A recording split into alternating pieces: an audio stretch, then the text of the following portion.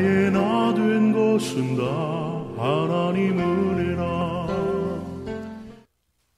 영국 사람 앤 왈터 핀이라는 분이 중국 선교사에 헌신했습니다. 이 앤은 의과대학을 졸업하고 곧장 중국으로 갔습니다. 19세기에 중국에 간다는 것은 참으로 많은 위험이 있었습니다. 특히 처녀의 몸으로 혼자 중국에 가는 것은 큰 부담이 되었습니다. 그래서 그의 엄마가 같이 가는 일행들에게 부탁을 했죠. 저희 딸을 잘 지켜주십시오. 그리고 그 딸에게도 말합니다. 너 중국 가거든 꼭 전보를 보내라. 뭐 단 한마디면 된다. 세이프, 안전하다. 이제 그렇게 하면 된다. 라고 당부를 하고 보냈습니다. 자, 이 앤이 중국에 들어가서 얼마 있다가 그 엄마에게 전보를 보냈는데 그 내용은 어머니가 기다리던 말인 안전, 세이프가 아니었습니다. 전보의 내용은 즐겁다, delighted였습니다. 자,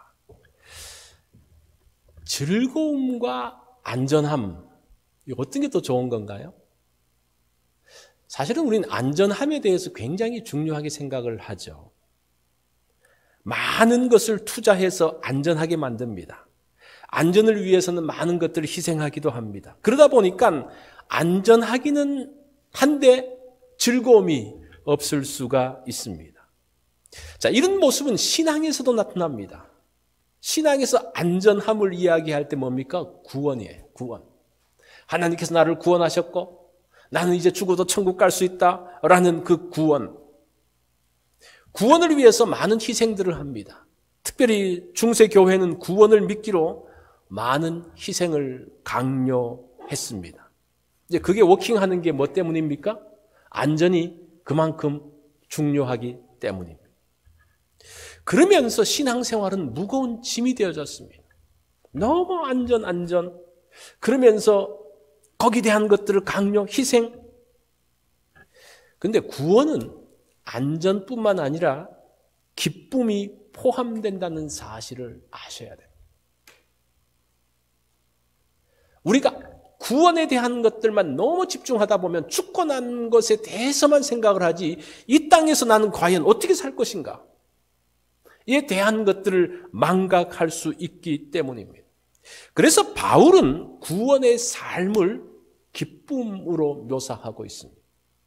왜냐하면 천국의 삶이 기쁨이잖아요. 그래서 신앙생활이 천국의 삶과 동일해야 되죠. 지금 하나님으로 인한 기쁨이 그 천국에서도 연결되어지는 것, 그것이 구원의 삶이라는 겁니다. 자, 12절 말씀을 보니까요. 그러므로 나의 사랑하는 자들아 너희가 나 있을 때뿐 아니라 더욱 지금 나 없을 때에도 항상 복종하여 두렵고 떨림으로 너희 구원을 이루라고 말씀합니다. 자, 여기서 구원을 이룬다라고 했을 때 이 구원은 구원받음, 칭의라는 말은 의롭게 됨이라는 말이거든요. 구원받음이나 의롭게 됨을 말하는 것은 아닙니다. 여기서 구원은 너희 구원을 이루어간다는 것은 구원 얻은 사람이 성숙해 나가는 과정, 이걸 신학적으로 말하면 성화라고 하는데 이제 그건 또 너무 전문 용어니까 성숙해 가는 과정을 말합니다. 자, 이 말씀은 구원받은 사람의 삶이 이 땅에서 어떤 삶이 되어야 할 것인가에 대한 것을 말하죠. 바울은 뭐라고 말합니까? 구원받은 사람의 삶은 기쁨이라고 말합니다. 이 굉장히 멋있는 말이죠. 이 땅에서 기쁘게 사는 게 왜 중요한가? 천국의 삶이 기쁨이기 때문에 그래요.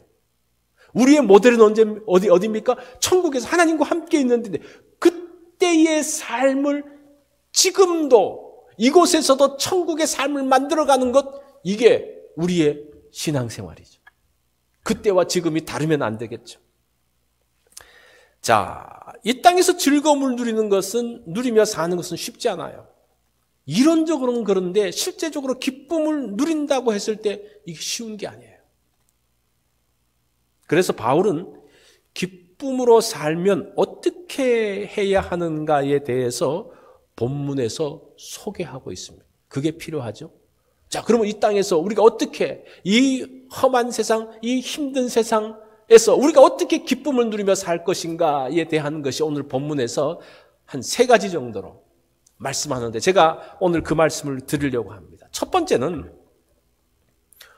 원망과 시비가 없이 하는 것.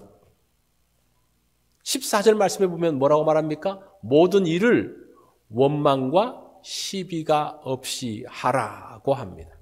그 이유가 13절에 나와요. 왜 원망과 시비가 없이 하냐?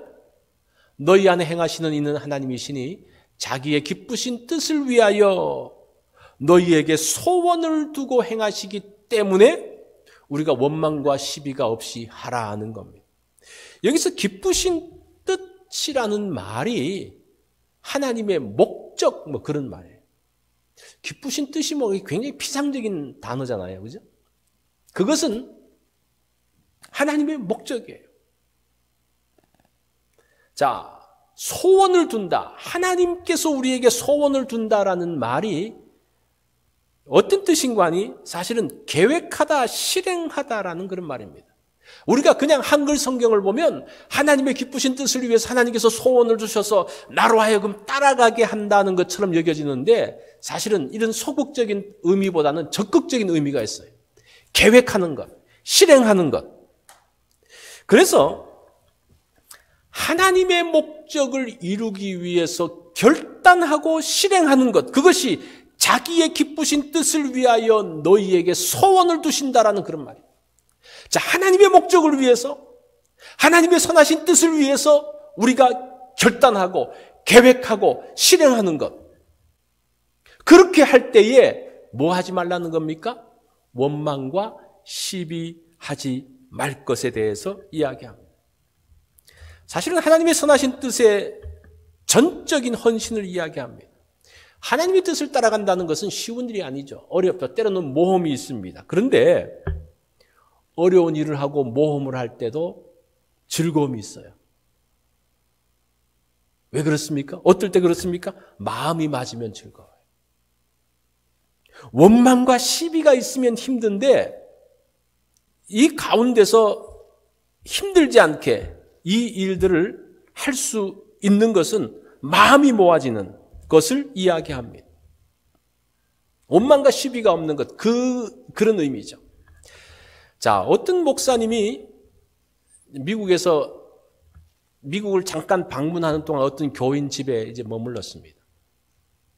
이제 한번 그 집 부부들과 함께 이제 파티에 가기 위해서 하는데 남편은 이제 파티 준비를 위해서 먼저 가고 그 부인과 그 목사님 부부가 함께 가는데 이제 그 차 타러 이 부인이 왔을 때에 이 목사님이 이런 이야기를 했습니다. 이 부인이 이제 꾸미고 뭐 예쁜 목걸이 하고 그러니까 뭐라고 말했는가 하니, 야, 그 목걸이 정말 멋있네요. 진짜 같아요. 이런 말을 했어요. 이 실수죠, 그죠? 진짜 같아요라는 말은 무슨 말입니까? 가짜라는 말이죠. 그러면서 말을 하고 난 다음에 실수했구나라고 했는데 그 여집사님이 웃으면서 이렇게 이야기하는 거예요. 목사님 어떻게 하셨어요? 이 가짜인 거 어떻게 하셨어요? 사실 남편이 사준 비싼 보석은 집에 놔두고 외출할 때는 언제나 가짜를 하고 다녀요. 그러면서 이 목사님이 느낀 게 무엇인가 하니 진짜를 갖고 있으면 상처받지 않는구나. 이 가짜만 갖고 있으면 상처가 되어지는데 진짜가 있으면 상처받지 않는다는 것을 깨달았다는 겁니다. 우리가 진짜이신 예수님, 풍성하신 예수님을 모시고 있으면 우리가 어떤 그런 상처들을 감당해낼 수가 있어요. 물론 기분 나쁘죠. 기분 나쁠 수 있죠. 그렇지만 그것이 상처로 남지 않는다는 겁니다. 자, 원망과 시비가 없다라는 그 말은 무엇인가 하니 진짜를 갖고 있는 사람임을 전제로 하고 있는 겁니다. 이 원망이라는 단어를 보면 불평을 품고 투덜대는 것을 이야기합니다. 그래서 그 단어 자체도 공구스무스라는 단어예요. 공구스무스를 계속하면 굉장히 불평하는 듯한 그런 의성어가 되죠. 이게 원래 의성어인데, 시비라는 것은 악한 의도를 가지고 다툼을 일으키는 겁니다. 다툼이 있으면 시비가 되어지고 원망은 혼자서 투덜대는 것을 이야기합니다. 그런데 이 원망과 시비라는 것이 어떻게 오게 됐느냐? 그게 더 중요하죠. 신약 전체에서 원망을 찾아보니까 한 4개 정도가 나오는데 그 원인이 무엇인가 하니 원망의 원인이 불만족에서 있다는 거예요. 이건 신약 성경에서 찾아본 그 내용이에요. 왜 우리가 불평하고 투덜투덜 합니까? 내 마음 가운데 만족이 없는, 불만족. 그리고 시비라는 것은 어떨 때 시비가 나오는 거 아니 신약 성경 전체에서 살펴보면 비교의식, 특별히 우월감에서 나타나는 것이 시비와 다툼이라는 것. 자, 이런 단어의 뜻뿐만 아니라 이게 왜 나오는지를 아는 게 중요하죠. 불만족?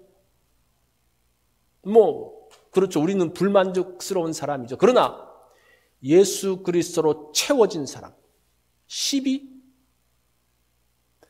내가 잘났다고 생각하면 반드시 시비가 붙어요. 내가 잘났는데 다른 사람이 인정하지 않으면 시비가 붙는 거죠. 나가 우월하기 때문에 못하는 사람을 지적하면서 시비가 붙는 거죠. 그것이 원망과 시비의 모습이 되어지는 겁니다. 주님의 풍성과 주님의 기쁨이 내 마음을 주장할 때에 그것들을 뛰어넘고 기뻐할 수 있다라고 말씀을 합니다. 자, 두 번째는 어그러지고 거스리는 세대에서 빛으로 나타남을 말씀합니다. 구원의 두 번째 삶이 빛으로 나타남입니다.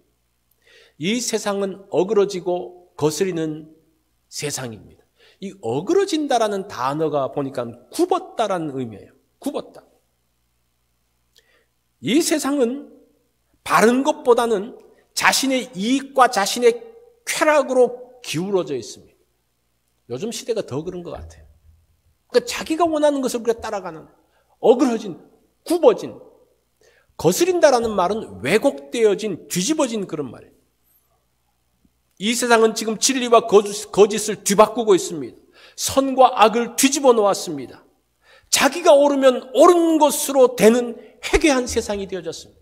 이게 지금 어그러지고 거스리는 세대라는 겁니다.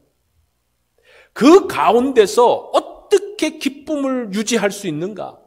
이 가운데서 어떻게 그리스도인의 삶을 살 수 있는가? 다 뒤집혀져 있는 가운데서, 다 왜곡되어진 가운데서, 이런 세상에서 하나님의 흠없는 자녀로 빛들로 나타나라고 말하죠. 빛 가운데서 행하는. 자, 여기서 빛으로 나타난다는 것이 뭘까? 이게 참 중요해요. 빛이라는 것은 그 자체가 빛입니다. 그 자체가 빛이에요. 내가 지금부터 빛이 되어져야지 그렇게 해서 빛이 되는 게 아니라 그 자체, 존재 자체가 빛일 때 가능합니다. 내가 주목받고 빛이 되려고 해서 빛이 되어지는 게 아니라는 거예요. 자, 빛을 생각하면 우리가 등대를 좀 떠올릴 수가 있는데 이 등대의 역할이 뭡니까? 배를 항구로 안전하게 인도하는 역할을 합니다. 자, 보세요. 비가 오고 바람이 불고 풍랑이 치는 바다에서 등대가 하는 역할이 배들을 안전하게 들이기 위해서 바람을 멈추고 파도를 잠잠하게 하는 것이 등대의 역할이 아니라는 거예요. 등대는 뭘만 하면 되는 겁니까? 빛만 비춰주면 되어지는 거예요. 우리 그리스도인도 사실은 이런 악이 심하고 이런 상황 가운데서 모든 세상의 악을 제거하고 그 모든 것들이 잘못된 것을 이야기하고 그러면서 이 세상을 이끌어가는 것이 아니라 그냥 자체가, 그 사람 자체가 진리 가운데 서 있는 것, 그 모습 자체가 빛이 되어진다는 거예요. 그래서 우리가 이것을 오해하면요, 이 기독교 역사 가운데서 이렇게 좀 그런 문제들, 사실은 청교도들도 그런 오류를 좀 범하는데, 그 사회를 악을 제거하는 일들을 너무 심하게 합니다. 그러면서 굉장히 좀 좋지 않은 일들이 벌어지는 거예요. 등대는 그냥 등대로서의 역할들을 감당하는 거예요. 우리가 세상을 보면서 이 악한 세상 어떻게 해야 됩니까? 우리가 어떻게 나가서 해야 됩니까? 그렇게 하지 않더라도 빛으로 서 있는, 빛 가운데서 서 있으면, 진리의 빛, 진리 가운데서 서 있으면 그 자체가, 그 진리 가운데 사는 그 모습 자체가 빛이 되어지고 사람들에게 영향이 되어지고 사람들에게 축복이 되어진다는 거예요. 그걸 보면서 사람들의 마음이 바뀌어지는 것이, 억지로 그것들을 하는 것은 사실은 두 번째지라는 거예요.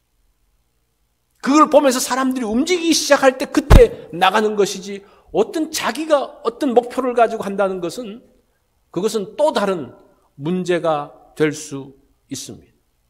기뻐하라는 말을 누가 하면 가장 설득력이 있을까요? 기뻐하십시오. 이 말을 누가 하면 가장 설득력이 있겠어요? 대통령이 국민들에게 이야기합니다. 국민 여러분, 기뻐하십시오. 나는 날마다 기뻐하며 살고 있습니다. 그러면 이 국민들이 어떤 생각을 할까요? 자기는 대통령이니까 뭐 그렇게 기뻐하며 살겠지. 기업의 총수가 이렇게 이야기합니다. 직원 여러분, 기뻐하십시오. 그 직원들이 뭐라 그러겠어요? 자기는 돈이 많으니까 기뻐하겠지. 지금 보세요. 기뻐하라는 말, 어떤 그런 것들이 어떤 권력이 있고 돈이 많다고 되어지는 게 아니에요. 지금 바울이 빌립보서를 쓸 당시에 감옥에 있습니다. 그런 그가 성도에게 이야기합니다. 항상 기뻐하십시오.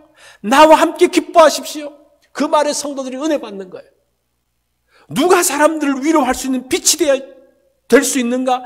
대단한 사람이 아니라 평범해도 최선을 다해서 자신의 일을 하는 보통 사람들이 그런 이야기들을 할 때에, 오히려 또 힘들고 어려운 사람이 그런 이야기를 할 때 그 말에 힘이 있다는 겁니다. 지금 보세요. 등대가, 어떤 이 등대가 큰 등대, 화려한 등대, 그게 중요한 게 아니라 그냥 자기의 위치에서 자기의 사명을 감당하는 것, 그것이 영향력이 있다는 겁니다. 15절로 16절 말씀이죠. 세상의 빛들로 나타나며 생명의 말씀을 밝혀, 이렇게 나와요. 자, 세상의 빛들로 나타나는 것이 무엇이냐? 생명의 말씀을 밝히는 것이다. 이 밝힌다는 단어가 사실은 밝힌다는 뜻보다는 굳게 지킨다는 의미가 더 강합니다. 그래서 NASB 같은 데는 홀딩이라고 해요. 굳게 지키는, 붙잡는. 이것을 다시 말하면요, 빛들로 나타난다는 것이 무엇이냐? 생명의 말씀을 굳게 지키며 나가는 것을 이야기하는 거예요. 우리가 진리의 말씀을 굳게 붙들고 좌로나 우로나 치우치지 않고 쫙 나가면 그 자체가 어그러지고 거스리는 세대 가운데서 구별되어지는, 그러면서 빛이 된다는 겁니다. 하나님의 말씀에 굳게 서 있는 자체가 세상에 빛이 된다는 겁니다. 교회가 빛이 되는 것이 뭘까? 교회가 세상에 멋있는 것을 보여주기 위해서 건물을 크게 짓고 멋있는 프로그램을 하고 뭐 어떤 많은 것, 뭐 그것도 나쁘진 않다고 생각합니다. 그러나 여기서 빛이라는 말은 구별이라는 의미로 생각하셔야 돼요. 세상과 구별되어지는 게 뭡니까? 세상에도 얼마든지 자기들이 멋있는 건물들을 만들어낼 수가 있어요. 세상에도 재밌는 프로그램들을 얼마든지 만들어낼 수가 있습니다. 근데 못하는 게 뭡니까? 세상이 못하는 게 진리의 말씀 가운데 서는 거 못해요. 그들은 자신의 이익에 의해서 때로는 불법도 저지르고 그렇게 행동하는 세상이기 때문에 진리 가운데 서고 그 의 가운데 서 있는 것은 그들은 하지 못합니다. 그런 구별되어진 모습을 보면서 그것이 그 사람들에게 빛이 된다는 것. 그것이 그 사람들에게 영향력이 되어지고 그 사람들의 양심을 치는 빛이 된다는 거예요. 자, 그러면 그리스도인의 독특성이 뭡니까? 자, 구원의 삶이 독특성인데 그게 뭐라 그랬어요? 바울은 기쁨이라고 그랬죠. 세상 사람들은 많은 것들을 갖고 있음에도 불구하고 참 기쁨이 그들 가운데 없습니다. 그러나 그리스도인들은 힘들고 어려움 가운데서 기뻐합니다. 그것이 로마를 흔들어 놓고 공산주의 시대 가운데서 교회를 핍박하는 상황 가운데서도 그 기쁨이, 그 평안이 그 시대 사람들에게 빛이 되어지는 거예요. 충격이 되어지는 거예요. 그것이 영향이 되어지는 겁니다. 이게 그리스도인의 삶이고 그럴 때에 세상의 빛이 될 수 있다는 거예요. 우리가 이것만 갖고 있어도 세상의 빛이 될 수가 있어요. 기뻐하면서. 그리고 진리의 말씀 가운데 서 있는 것, 그것만으로도 영향력이 되어지는 거죠. 자, 세 번째는 구원의 삶이 조연으로서의 삶의 기쁨을 이야기하는 조연. 17절을 보면요, 이런 말씀이 있습니다. 만일 너희 믿음의 제물과 섬김 위에 내가 나를 전제로 드릴지라도 나는 기뻐하고 너희 무리와 함께 기뻐한다고 말합니다. 자, 여기서 제사를 통해서 그리스도인의 삶, 구원의 삶을 말하는데 제사를 할 때 제사장과 제물이 있습니다. 그 다음에 제사의 마지막에 포도주를 붓는 전제가 있습니다. 이게 제사의 전체예요. 자, 제사 드리는데 주인공이 뭡니까? 누가 주인공이에요? 제물이에요. 제물이 제일 중요하죠. 또 누가 주인공입니까? 제사장이 중요하죠. 자, 여기 보면 누가 주인공인가 하니 너희 믿음의 제물과 섬김 위에, 이 섬김이라는 말은 서비스라는 말이에요. 예배, 제사 그런 말이에요. 그러니까 너희가 제물이 되어지고 너희가 제사장으로 제사를 진행하는, 그리고 나는, 바울은 전제로 드리는 제사의 마지막에 포도주를 붓는 그 전제의 역할들을 하겠다라고 합니다. 이 말은 주인공이 너희 빌립보 성도들이고 나는 조연으로 살겠다라는 그런 말입니다. 바울은 자신은 조연으로서의 삶을 기뻐한다라고 이야기합니다. 바울이 빌립보서 1장에서 뭐라고 말합니까? 나는 떠나서 하나님과 함께 있는 것을 더 기뻐한다 그래요. 그렇지만 내가 사는 이유는 너희들을 위해서 내가 산다라고 이야기해요. 이게 뭡니까? 바울의 조연의 삶을 말해주고 있습니다. 신앙생활은 누가 대신해 주는 게 아닙니다. 목회자는 보조만 해줄 뿐이에요. 근데 우리가 신앙생활 할 때도 목사님이 주인공이고 장로님이 주인공이 되시고 우리는 그냥 뒤에만 따라갈게요. 그게 아니에요. 성도들이 주체적으로 하는 가운데서 목회자가 도와주고 또 옆에서 잘할 수 있도록 해주는 그런 역할 정도라는 겁니다. 그러면서 바울이 내가 보조로서 하는 일들을 기뻐하고 너희 무리와 함께 기뻐한다라고 말. 나는 조연으로 사는 삶을 기뻐한다고 이야기. 그러면서 이 중요한 이야기를 하는데 18절에 보면 이와 같이 그렇게 해요. 이와 같이라는 말은 동일하게 그런 말인데 너희도 기뻐하고 나와 함께 기뻐하라. 이 동일하고가 뭐냐? 너희도 동일하게. 그것은 조연으로 사는 것, 보조로 사는 것을 기뻐하고 그 이야기예요. 너희도 조연으로 살고 보조로 살고 이인자로 사는 것을 기뻐해라. 나처럼. 그 이야기예요. 주인공으로 사는 삶보다는 조연으로 사는 삶 가운데 기쁨이 있다. 사람들은 언제나 주인공이 되려고 합니다. 내가 1인자가 되려고 합니다. 내가 탑에 서 있으려고 합니다. 주인공은 다른 사람을 살릴 수가 없습니다. 자신이 빛나야 됩니다. 이게 오늘날 문제잖아요. 자신이 빛나고 다른 사람을 살리지 않고 자신이 부각되어지고 영화에서는 그래야 되죠. 주인공이 빛나야지. 주인공이 이렇게 시들시들해지면 그 영화가 빛이 나겠습니까? 그런데 우리의 삶은 그게 아니라는 거예요. 조연은 주인공을 빛나게 하는 사람입니다. 주인공을 살리고 다른 조연들을 살리는 역할이 조연이라는 거예요. 이게 그리스도인의 삶이고 그리스도의 삶입니다. 다른 사람이 빛나는 것을 보며 기뻐하는 것, 이게 조연의 삶이거든요. 우리는 다른 사람이 빛나는 거 보면 배가 아프잖아요. 우리라 그러면 안 되겠고 하여튼 그런 사람이 있잖아요. 이런 마음을 가진다면 우리는 기쁨을 만드는 사람이 될 수가 없습니다. 그래서 바울은 전제의 삶을 이야기해요. 전제. 너희가 주인공으로 제물이 되어지고 제사장이 되어지고 다 하고 나는 그냥 잠깐 전제만 붙는, 그래서 제사를 완성시켜주는 그 마지막 역할을 조금 하겠다. 나는 그것을 기뻐한다. 자, 이렇게 이야기하면 이런 생각이 들죠? 바울이 정말 조연이었냐? 주인공이 아니냐?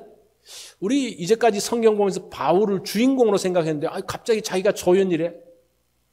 그런데 그 당시의 주인공은 베드로고 요한이고 바나바였어요. 그죠? 바울은 사실은 끼지도 못했어요.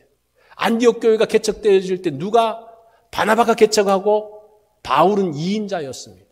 이렇게 조연으로 살았는데 신약 성경 읽을 때도 여러분 바울을 주인공으로 말고 조연으로 놓고 한번 읽어보십시오. 다른 관점들이 보입니다. 자, 그런 바울을 하나님이 높이셔서 지금 우리가 성경을 볼 때는 바울이 주인공처럼 보이는 거예요. 이해가 되십니까? 그 당시는 바울이 주인공이 아니었다는 거예요. 그들의 삶, 그 당시에 그들의 삶 가운데서는 바울이 주인공이 아니었다는 거예요. 그런데 조연으로 사는 사람을 살리고 주변 사람을 빛나게 하고 세우는 그 일들을 하는 것을 보니까 나중에 성경을 통해서 봤을 때 하나님께서 바울을 높이시고 우리가 지금 볼 때 바울이 주인공처럼 돌아가는 거예요. 우리가 그런 거예요. 우리는 조연으로 살고 누가 높여주는 겁니까? 하나님이 높여주시는 거예요. 우리의 삶 가운데서 내가 2인자가 되어지고 내가 낮아지고 내가 보조가 되어지고 한다면 사실은 위에 원망과 시비가 있을 수가 없죠. 다른 사람을 세워주고 일으켜주는 건데. 사실은 이런 삶이 가능할까? 가능한 데가 있어요. 보통 세상에서는 그런 걸 싫어해요. 조연을 싫어해요. 2인자를 싫어합니다. 그런데 가정에서는 그걸 좋아해요. 제가 이제 신방에서 이제 가끔 이런 기도를 해요. 하나님, 우리 이 가정의 자녀들은 우리 부모 때보다 더 큰 사람이 되게 해주십시오. 그러면 부모들이 너무 좋아해요. 이게 무슨 마음입니까? 부모의 마음. 이게 무슨 마음이에요? 하나님의 마음이에요. 우리가 이것을 나의 자녀들에게만 적용하는 것이 아니라 우리의 함께 있는 성도들과 적용을 해보면요. 그 가운데서 정말 새로운 기쁨, 은혜가 나타나는 것을 보게 됩니다. 존 파이퍼 목사님이 하나님을 사모함이라는 그 책을 쓰셨는데 그 책에 이런 내용이 나옵니다. 한 남편이 결혼 기념일이 되어서 퇴근하면서 예쁜 장미 12송이를 가지고 왔습니다. 아내에게 그것을 줍니다. 그러니까 아내가 너무 기뻐하면서 여보 고마워요. 정말 아름다워요. 그러면서 이제 남편을 쫙 허그해 주는 거예요. 그때 이 남편이 이야기합니다. 천만에 이게 내 의무인데 뭐 이렇게 이야기했어요. 그러니까 이 부인이 그 장미를 바닥에 툭 떨어뜨리고 자기 방으로 가버렸습니다. 자, 또 다른 남편도 결혼 기념일이 되어서 꽃을 가지고 부인에게 이제 선물을 합니다. 평범한 장미 몇 송이였습니다. 그 장미를 보면서 아내가 또 기뻐합니다. 여보 정말 고마워요. 장미가 너무 아름다워요. 그러면서 남편에게 허그했습니다. 그때 이 남편이 말합니다. 천만에 당신을 사랑하기에 이 장미를 사왔어요. 그 말을 듣는 순간 아내는 매우 행복했고 부부는 크게 기뻐했습니다. 자, 보세요. 똑같은 행동이에요. 똑같은 행동인데 말을 다르게 한다. 이게 말을 다르게 했다기보다는 그 마음이 다른 거예요. 우리가 신앙생활 할 때도 주님을 섬길 때도 의무감으로 하는 사람이 있어요. 의무감으로. 뭐 내 의무지. 신앙인이면 이렇게는 해야지. 이런 사람이 있는가 하면 주님을 사랑하고 감사함으로 섬기는 사람이 있어요. 똑같이 예배 참석합니다. 봉사도 똑같이 열심히 합니다. 똑같이 열심히 신앙생활합니다. 그런데 마음의 동기는 완전히 달라요. 한 사람은 의무고 한 사람은 감사와 기쁨. 의무감으로 하는 사람에게 뭐가 있습니까? 원망과 시비가 있을 수 있어요. 그러나 사랑과 감사함으로 할 때는 그 가운데 기쁨이 있습니다. 지금 바울이 그걸 이야기해. 신앙생활이 뭐냐? 기쁨이다. 사실은 내 가운데서는 기쁨이 없죠. 이게 뭐가 내 둘러봤을 때 뭐가 기쁨이 있습니까? 물론 잠깐 기쁨이 있지만 더 큰 실망감과 더 큰 어려움들이 더 많아요. 그런데 내 기쁨이 아니라 하나님의 기쁨, 하나님의 풍성함, 그것을 가지고 사는 것, 그것이 신앙생활이라는 거예요. 그게 어디서 나오는 겁니까? 사실은 감사에서 나와요. 하나님을 사랑한다. 하나님을 사랑한다는 것도 좀 피상적인 거예요. 어떻게 하나님을 사랑합니까? 피상적인데 바꿔서 말하면요, 하나님을 감사하는 거예요. 하나님의 은혜에 감사하는 거. 감사합니다. 하나님 이것도 해주셨네요. 이렇게 감사할 때에 그 가운데 하나님을 사랑하는 마음이 생기고 그 가운데서 기쁨이 온다는 겁니다.